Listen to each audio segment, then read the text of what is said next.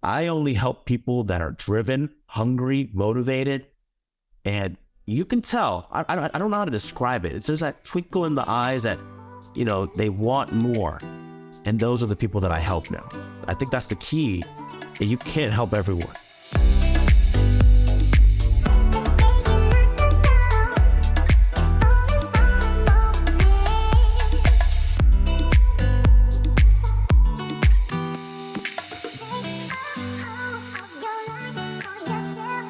Welcome to The Raquel Show. This show is for entrepreneurs who want to play bigger in business and in life. And today, I have a very special guest that I connected with because I had been hearing a lot about him from so many different people. And it's such a small world because years ago, I actually met his brother back in the days when we were selling foreclosures in the last recession at several conferences. So I'm excited to have him on the show because he comes with a lot of experience. He has 8 different companies that are still in operation today. And he does it with a family. He's got children, a wife. And so I can't wait for everyone to hear this dynamic individual. Welcome to the show, Brian Tran. I'm so happy to be aboard. I think it's a long time coming. And I got so excited, but then you got sick. And so I'm glad we were able to reschedule and get back on the show. And I will hope I bring a lot of value to the listeners out there. And I just want to say that I'm just a normal guy. I would say far from normal, because I think the first thing that comes to mind is 8 different companies and children and a wife. How do you do it all? That's the first thing that probably people are listening like, what in the world? And they're all still in operation. Was that all part of your plan? Did you have like, hey, let's go start all 8 of these at certain times? Like, what did that look like? Break that down for us. I just want to tell people that I don't do it very well all the time, right? So I do mess up. I do learning to balance things all the time. And so balance to me, and what I want to tell people is that it can look crazy one week, but I make sure to get everything back on track. And so it's about having great communication skills with my team members, with my wife, with my kids, setting the right expectation. And so that they know, hey, this week, it's going to be crazy. So just bear with me. And I promise that the following week, we're going to make it work. We're going to do the family thing. We're going to do everything that you guys want to do. And so it's about, again, communicating and setting the right expectation. And even with that, I still screw up. My wife still gets mad at me. My kids still get mad at me. My business partner still probably like, where are you? But I do the best that I can. And so this was not by some big plan of mine when I was 21 or something like that, when we started the first one. It kind of just snowballed and happened once I built one. The foundation was good. I met some new people, great partners, great operators. And, I kind of came in there with the financials, the know-how, and just kind of the support. And so with a lot of my companies, I don't actually run the day-to-day. They don't require me to be there for them to operate. And I think that's the biggest thing that I want to share with people is that you can own things, but you don't have to have your hands in all of them. Mm-hmm. I kind of put the structure in place. We set clear expectations. Again, communication's key. What are my roles? What are their roles? And then we let it run. I don't micromanage. Mm-hmm. I think that's been kind of the key to success. And that's why I'm able to do so much, is because I'm not doing everything. Mm-hmm. You couldn't have said it any better. It comes down to obviously communication and setting the right expectations. And we can go more into that. But what are all the different 8 businesses that you own? So the first one started out was a real estate, typical agent. Then we grew that into a team. And then now we have our little brokerage, 50 Hills Real Estate. That's the first. And over the years, it evolved and it became bigger and bigger. It didn't happen overnight. Mm-hmm. The second one that we opened up was back in 2016, was Rise and Grind Coffee House in San Francisco. We now have 2 locations in San Francisco, 1 in Oakland. That came about because with real estate, you can probably attest to this. It didn't matter how many deals you closed a month. You could have made $100,000, which some months we did. You always felt uneasy because you never knew where your next check was coming. And you always have to constantly hunt and take people out, try to close new deals, because you're only as good as your last escrow. And that's why the idea came about, was because it's a low ticket item. You get paid on the spot, cup of coffee, $5. And I just wanted consistency in my life. I didn't want to basically keep trading my time for money. And I thought this was the first step. And then little did you know it, 2016, we opened the first one. 2019, we opened the second. And then 2021, or was it 2023, 20,000, something along that, we opened up the Oakland location. And then, so that's the second business. Third business was a virtual assistant company. I'm one of the co-founders of the VA Hub, one of the biggest, I think, and one of the best virtual assistant company. We compete with everyone. We actually have 500 plus clients in between Canada, United States, Australia. And so that was the third business. We started that in 2017. But that was really because we saw a need in the real estate sector, because we were using other companies. We were using a competitor, and they raised the price, and I noticed that the quality wasn't as good. So we set out to create our own with our strict guidelines, our modules, our training. So that's 2017. And then along the way, we just kept buying rentals. So that became a portfolio on its own. That's pretty passive. I train my VAs to handle most of the problems. So I just collect rent. Problems go there. They call the plumbers. They call the handyman. Mm-hmm. That's business number 3. Business number 4 would be Honey Bear Boba. That's a boba shop here in San Francisco. We opened that one because during COVID, when all the stores were closing, I saw a location that just was so easy. We could turn it on and make money pretty quickly. And it was more of a passion project between me and my other friends. We were like, we can make it happen. And lo and behold, we did. And it made our friendship stronger. And that's why we kind of did that one. Let me see, that's number 4. Number 5, I co-founded Focus Media. I think he worked with my cousin. That came about because he kind of graduated college and he didn't really know what to do. And I said, I saw he had a skill and there was a need in the market. And we were already, our team, our real estate team was already spending so much money on listing videos and all that stuff. So we just opened that as well. And now he's doing so well. And a lot of it too is like these companies that we opened, it wasn't so much for me to get richer. It's just because I saw a friend, a family, somebody who had the skills but lacked the know-how to operate and open a business, right? And so my thing is just, let's do it. Because now it's about how many people can I build up? Mm-hmm. They can do great things, and now we can live a life that's more enjoyable together, rather than if I make all the money and they're just kind of scrambling, working a 9 to 5. It's not that much fun for me, right? There's a couple of other businesses that I'm probably forgetting because, again, I'm not in them. So I don't want to talk too much more about that. We can kind of go into a little bit more because we got 4 more, and I feel like we're just talking a lot about what I've opened. Is there anything else you want to know about? No, because I think it's just important. A lot of our audience is entrepreneurs, right? From all different sectors, or they're just in real estate. And I think it's just really good to kind of showcase that outside of even building a real estate business is what does life look like after that hamster wheel, after that next transaction, right? And how do you, so the next thing that comes to mind, and just giving just with that landscape, is how do you decide to partner with people and have that abundant mindset? Because even in a real estate transaction or a team, some people can get really selfish and go, well, that's too much of a split, right? I brought the deal, this and that. And here you are opening left and right companies because you see talent. Yeah. The first thing is that I'm actually very generous. My wife tells me I'm a little bit more generous than I have to be, because sometimes I give up a lot and I put up a lot.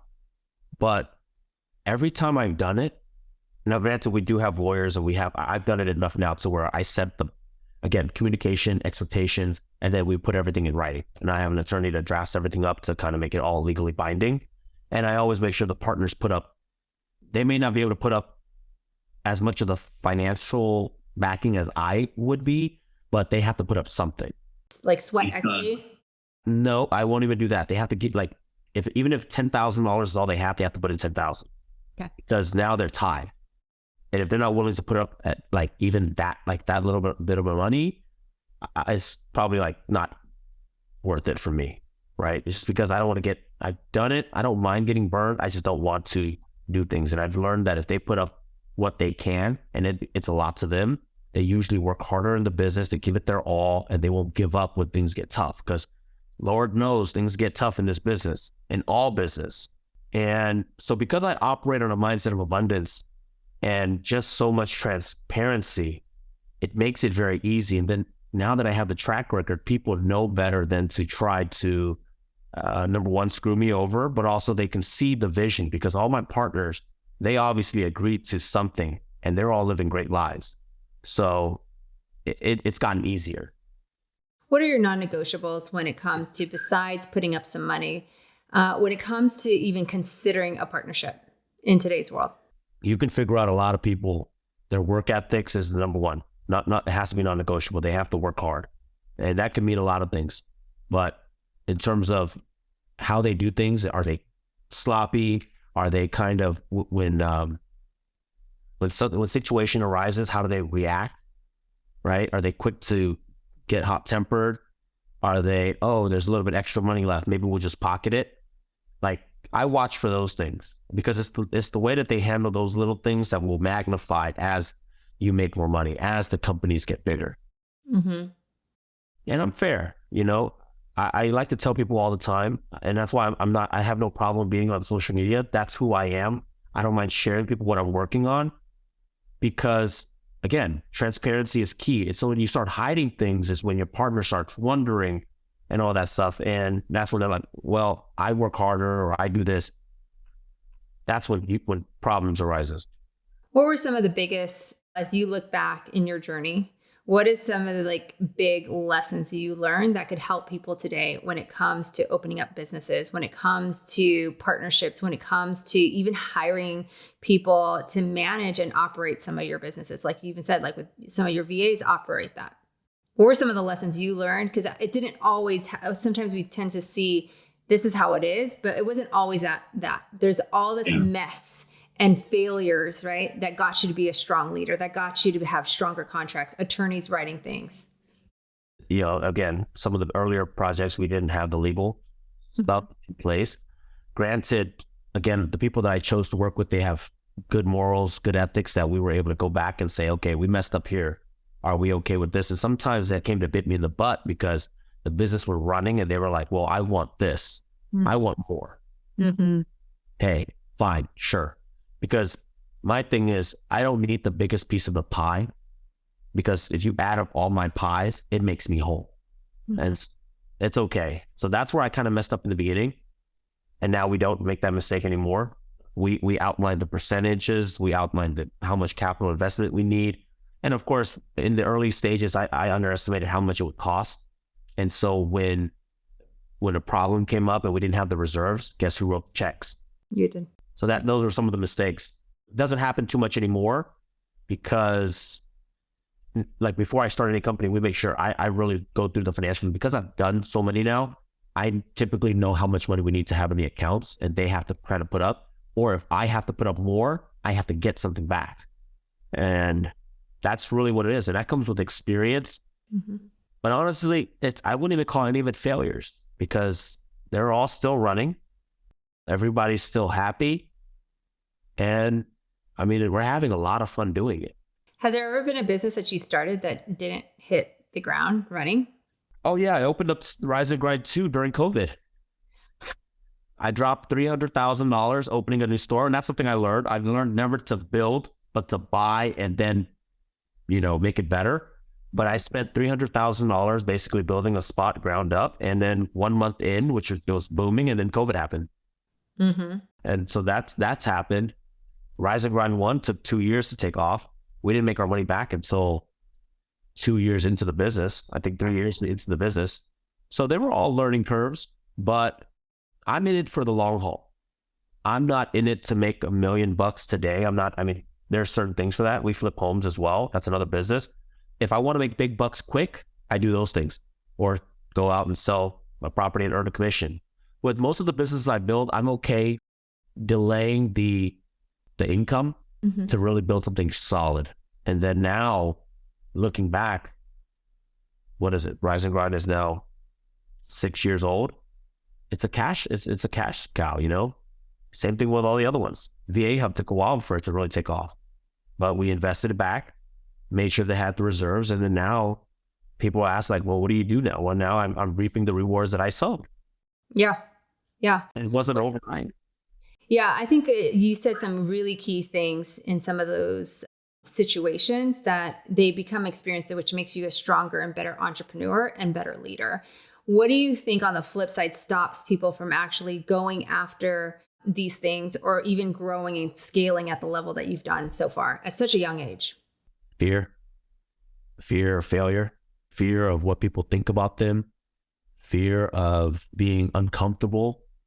It's always, when I looked at it, because I've tried to help a lot of people, Mm-hmm. and I've learned that I can't help people that aren't motivated, and I can't help people that don't want it. But in the beginning, I did. I said, hey, I would go to my cousin and say, hey, well, why are you doing this? Like, why are you trading time? And like, come open up a coffee shop.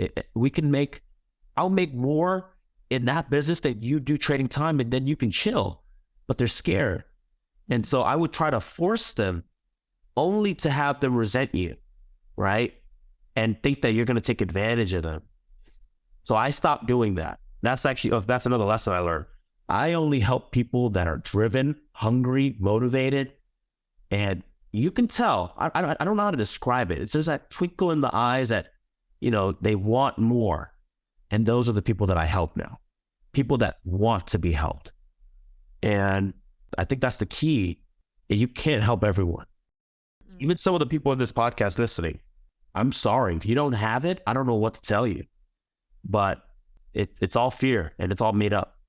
How do you get that? Like, where do you get your drive from? Because we know there's a lot of people that want things, especially I think when you have the option to make your own schedule as an entrepreneur or as a real estate agent, when you have the option to make as much money as you want, but you can see where the average lies and where your elite agents or elite entrepreneurs, it all comes down to grit, motivation, and, drive. Where do you get your drive from?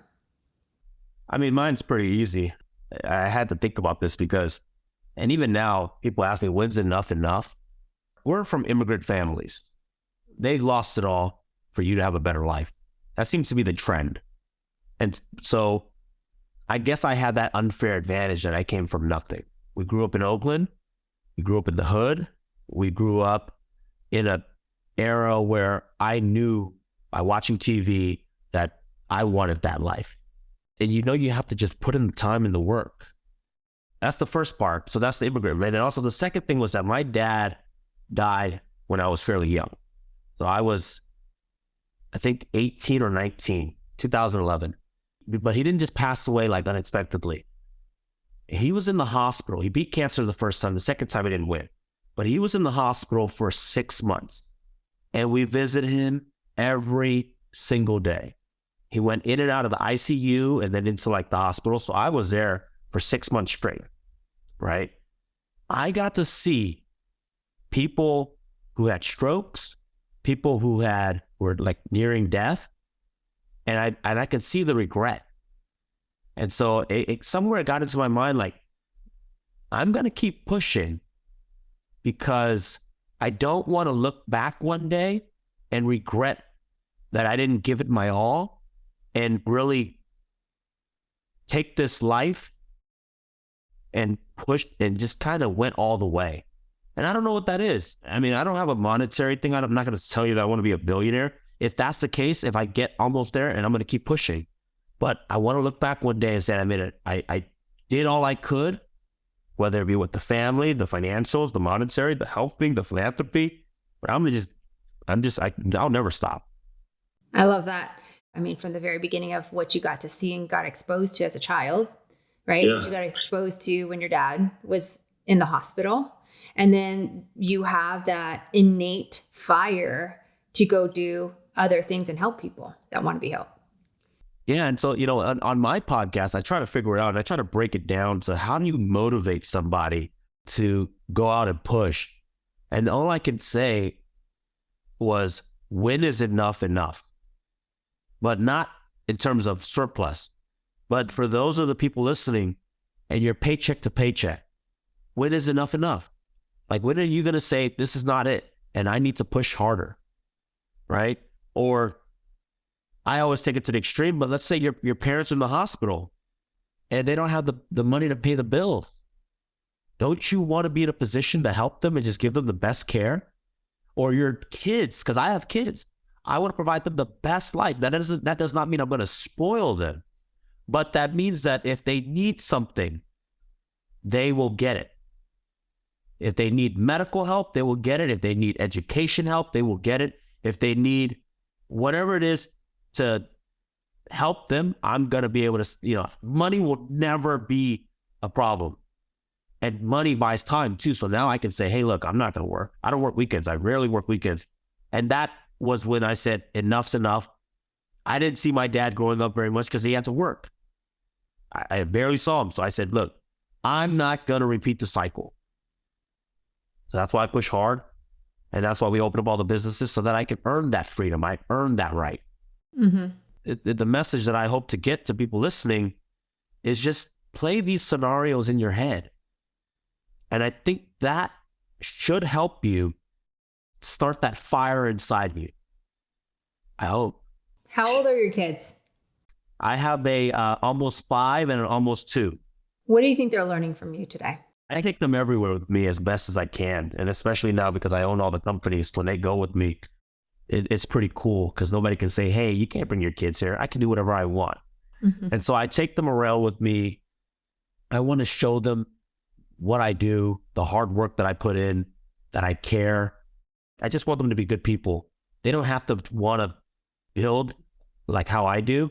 Mm-hmm. End of the day, they're going to do what they're going to do. And I think hopefully as long as they kind of follow me and shadow me, kids are very smart. They're watching everything. So I think they know that I'm working and that I'm disciplined and that, we always try to help when we can. At least that's what I think they're seeing. It's so cool. I haven't got him, but I can see because he's always like, my son always like, oh, Dad, did you come back from work? And if he knows that I come back in the morning at 7, oh, did you work out? So he kind of knows. Yeah. Kids are very, very smart, even at such a young age. I mean, if a 2-year-old or a 1-year-old can get on an iPad and can navigate it today, I think they're very, very smart and they're sponges, right? Yeah. So it's always interesting when people have kids that are entrepreneurs what do you think you're teaching your kids? I talk money. I talk everything. I don't hide anything from my kids. Mm-hmm. We go into every subject mm-hmm. because I'd rather them hear from me than to go out and like you said, like a sponge, absorb the wrong things. Yeah. So they're going to hear it here first. Yeah. And I'm very blunt. We'll talk. I mean, because I have conversations with my wife all the time. We talk about people doing bad things. We talk about people doing great things. We talk about what I like, what I don't agree on. I'm just open. And if they go to school and they repeat it, I don't care. I used to care as a kid because if they called my dad in, he'd be pissed because, he's got to take off time at work and that's important. I got all the free time. If my kid goes in and he's in trouble because he repeated something I said, I'll gladly go in and explain everything. Yeah. Oh, that is a whole nother topic and episode for sure. Yeah. I love it when you're able to show your kids all this stuff and you're not hiding anything or they're not making up stories of why is dad away. Who's been instrumental in your life, whether it's in your growth, whether it's a mentor, person in your world that has helped you probably the most and has impacted you the most? So many people. YouTube. Yeah. I think YouTube is probably the number one. Obviously my dad and all that stuff, but in terms of being able to show me what is possible, it started with YouTube. I was in an era where I learned a lot off of YouTube, but it's about what you watch. It's about who you're listening to and being able to process what people are saying because there's so much noise out there. But I've always been one to talk to myself. I tell people that I talk to myself a lot, but I'm not crazy. I keep it in here. And so I just take a lot of the information and I just kind of run it up against what I believe in. Does it match up? Or am I wrong? Or are they wrong? And that's been very helpful. I still watch so much YouTube till this day. I watch a lot. And I listen to a lot of podcasts. And I don't read a lot, but I listen to a lot of audiobooks. I'm always constantly looking to consume new knowledge. I would say that's probably the most important mentor in my life. Anybody can go out there and learn from them. Yeah. Who's been some of your favorites or some of your favorite books or thought leadership that you've adopted as you listen and consume some of the knowledge that you have today? Yeah. It started off with Rich Dad, Poor Dad. It's funny. People don't believe me, but I read that book when I was in the third grade because my older brother, not Jerry. Jerry's like the third in line. I have 8 brothers, 5 from my dad's first marriage, but they brought the book. And so back then we didn't have cable. We grew up in Oakland. So I was like, I'll read this book. Didn't understand a word of it. I just remember the cat, like, buy assets, not liabilities. In the third grade, that stuck. That's the only thing. And I constantly reread the book. So that's key. I think everybody's key. It's written in a way that most young people can read. Not a lot of big words. And then along the way, now probably Patrick Bet-David is awesome. Talks a lot about leadership. I like Ryan Quinet, how he runs and operates his business. I just went and paid for his mastermind. I'm going out to his next event as well. I love that you could share that with our audience. Yeah. And that says a lot. And trust me, like Rich Dad, Poor Dad was the thing that got me into real estate, right? And so one of the things that I love about you is you teach people about financial freedom. What does that exactly mean? And where does that come from? I've seen what it done for my life. Mm-hmm. And I've seen how people struggle. And a lot of things that I do, it's not rocket science. Like, I'm not teaching people how to solve physics. It's just basic things that I see people make mistakes on, that if they just change one little thing, can make a very big impact over the rest of their life. And so that's what I want to just spread the awareness, because I want them to be with their kids more. I want them to go out and learn and be able to invest in themselves, because if they can do that, you're basically creating a better world for the future, right? If I could teach the young kid how to be financially responsible, that's my legacy. These kids are going to go out, and I know that the next generation is going to be okay. My kids will be okay. And I'm basically, when I teach my content today and what I'm teaching, it's kind of funny, but I'm doing it because I want my kids, if anything were to happen to me, they can watch my videos and be say, that was my dad, and that's what he believed in. And then I can follow this path and hopefully one day be set, and I don't have to worry about them. Yeah. I love that you said that particular thing, because I think sometimes when we think legacy, we think money, but there's the intangible and tangible things that you can leave behind, such as videos, such as thought process, such as how their dad thought.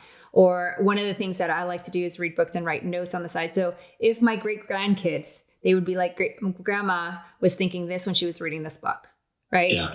It's those things that you can actually pass down that outside of money that can help them along the way, right? So any advice that you would give that's on your mind right now to our listeners today, if they could walk away with anything, whether it comes to business, whether it comes to life. And I mean, you've got an incredible journey. I could talk to you for like hours. I have like so many, like lots of questions, but any advice that somebody's listening to, most of the people listen to this in the car or working out. If you're thinking about doing something, hopefully pertaining to business or bettering your life, just do it. And just know that there will be people along the way that will support you. But even if they don't, do it for yourself. Take the leap, because at the end of the day, you don't want to live a life of regret or thinking about what if. Just do it. Just do it. Just do it. Just like Nike says. What are you most excited about that you're working on? Honestly, I love the whole content thing. It's now that we're doing more and more of it, it's just kind of opening up a lot of new doors. So I'm super excited about that. Building a community. That's the next thing that we're looking to do. We have I have great friends, great family, a great circle, but now I want to create a community or a tribe that can go out and just inspire more people and teach people financial success through real estate. That's kind of what's next. It's kind of general. I do have a plan for every single company, but we're not going to go into that. I have a 1, 3, and a 5 for every single company and everything that I want in life. Just to keep it simple, I'm going to build a community. Love it. Where can people connect with you?